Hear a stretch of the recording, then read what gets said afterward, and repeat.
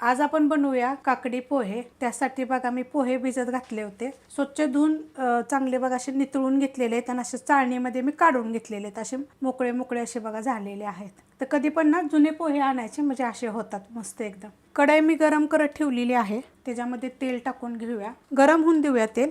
तेल चांगलं गरम झालेलं आहे। छोटा 1 चमचा टाकायची मोहरी, 1 चमचा टाकायचं जिरं, त्यात टाकायचा कढीपत्ता आणि त्यात टाकणारे मीडियम आकाराचा एक कांदा चांगला भाजून घेऊया।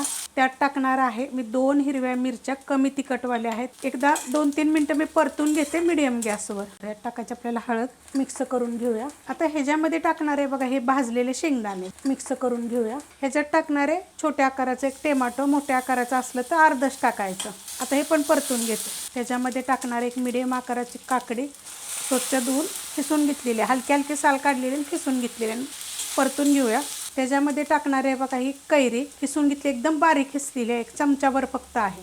4-5 वाजता जेव्हा आपल्याला काय खायला हवं असेल ना तेव्हा जरी केलं तरी तुम्ही चालू शकता।